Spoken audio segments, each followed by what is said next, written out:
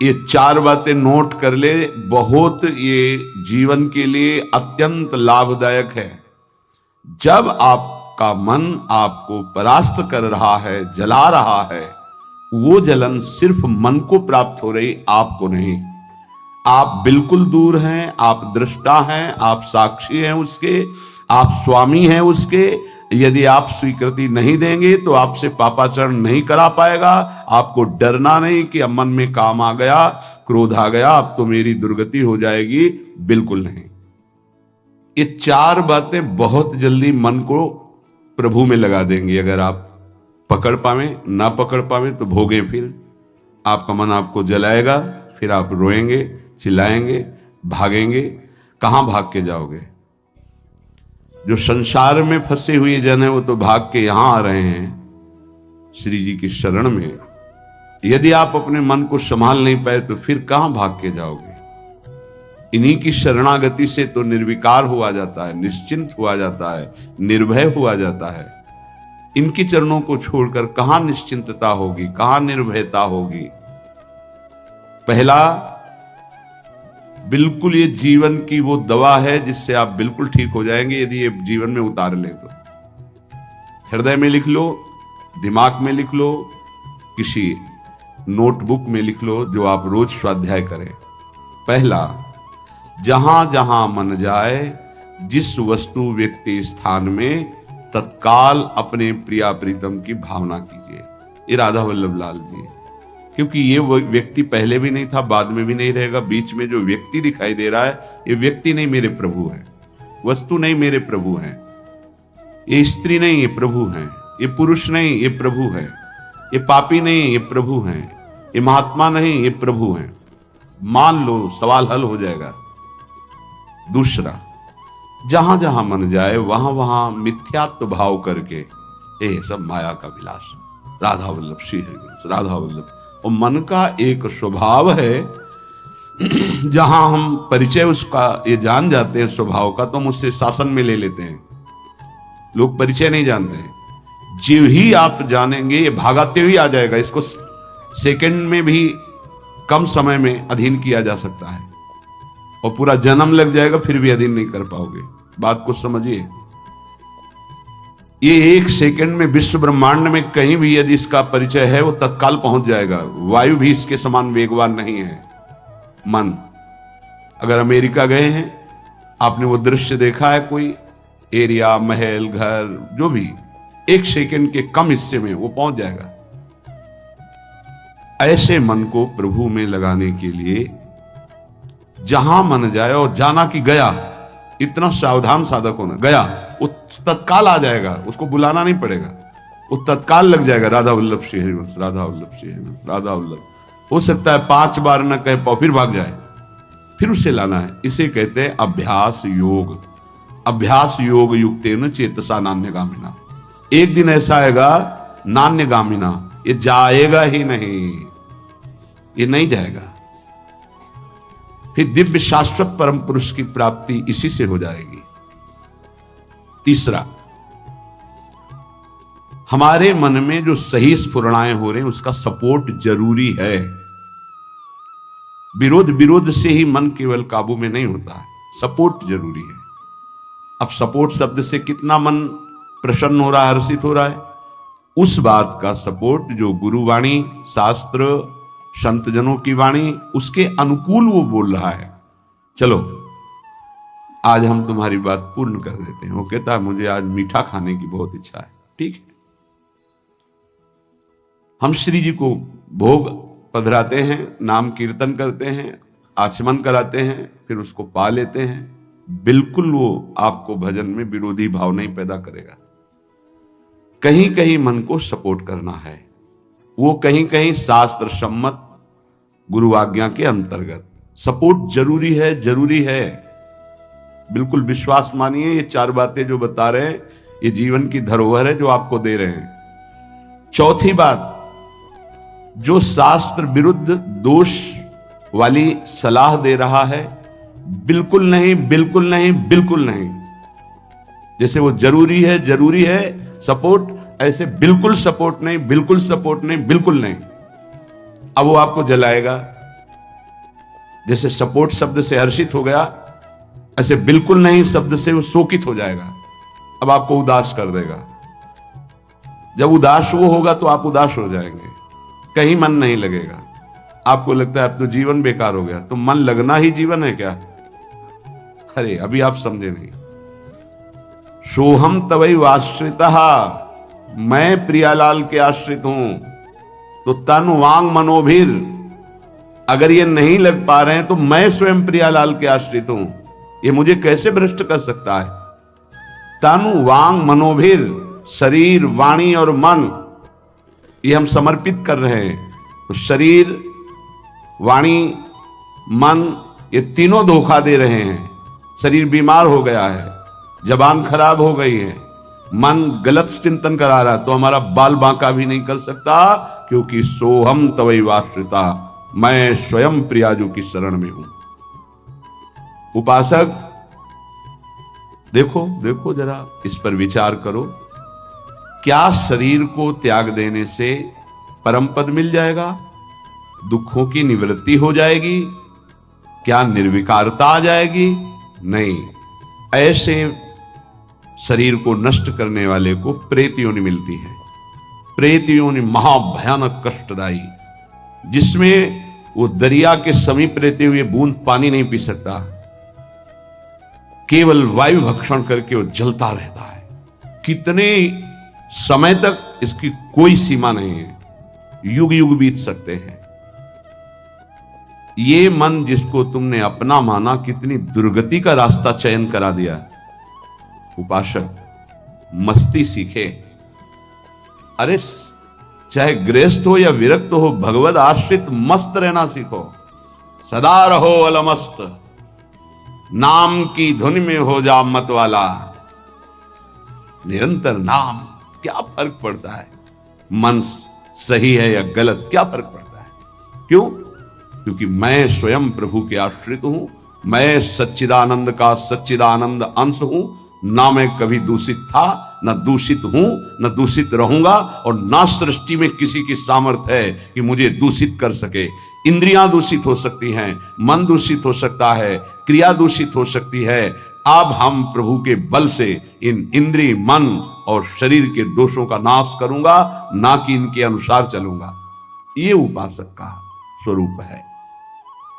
व्यथा इंद्रिय प्रमथन स्वभाव वाली, मनुष्य प्रमथन स्वभाव वाला, इनके मथित होने पर, मनमथ नाम है काम का, वो इनमें बैठ करके ऐसा प्रमथन करता है, ऐसी व्यथा उत्पन्न करता है कि साधक का तदात्म भाव होने के कारण वो असहनीय हो जाता है और वो गलत संकल्प और चेष्टा में उतर जाता है।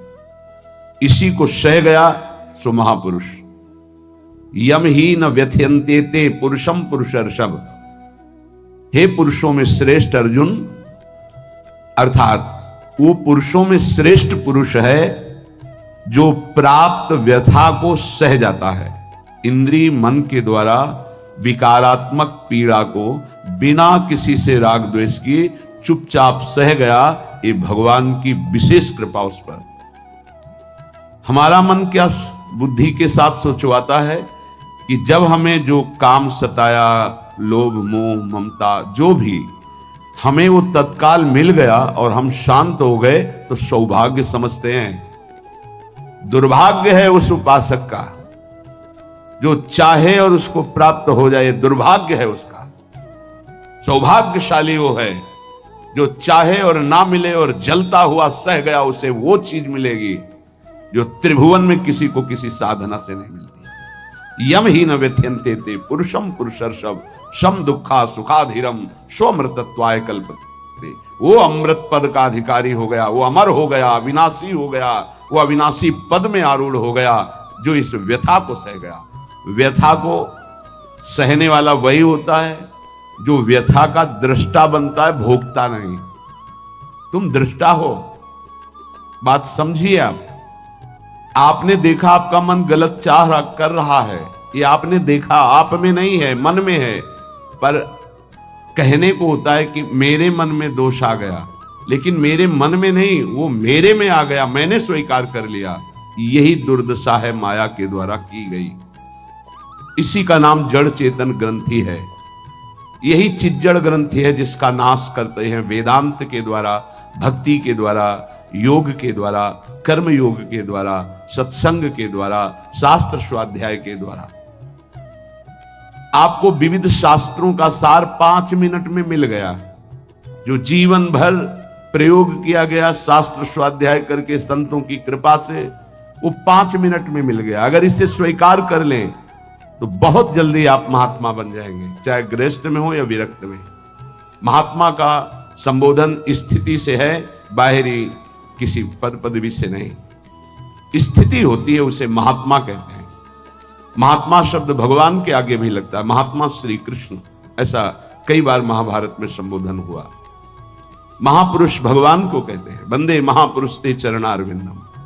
जो भगवान में तन्मय हो गया वो महात्मा, जो भगवान में भगवत भाव को प्राप्त कर लिया वो महापुरुष, अर्थात भगवान और भगवान के जनों में अभेद स्थिति हो जाती है। अगर ये आज जो चर्चा हो रही इसको आप अपने जीवन में नहीं धारण कर पा रहे तो दुर्भाग्य है, जलोगे, रोओगे, परेशान कर देगा तुम्हें मन। इसको बहुत बार सुनना। एक एक शब्द ये अमृत है, ये जीवन का सार हम आपको बता रहे हैं। मन से लड़ने की ये युक्तियां हैं जिससे साधु अपने मन को भगवान में लगाकर शांत करता है। जब हमारा मन भगवन्मय होने लगता है तो उसमें भाव का प्रादुर्भाव हो जाता है। फिर ये जो अभाव है इसी से कामनाएं प्रकट होती हैं।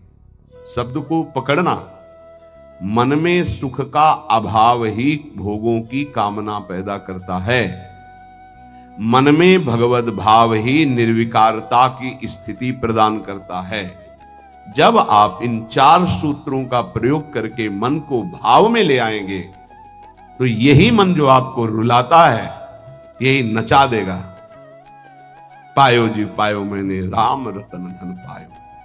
नाच पड़ोगे कि वस्तु अमोलक दी मेरे सतगुरु। निष्दिन बढ़त सवायो, रात दिन आनंद बढ़ रहा है, सदगुरु ने निहाल कर दिया। किसी को ऐसा लगता हो कि हाथ रखने से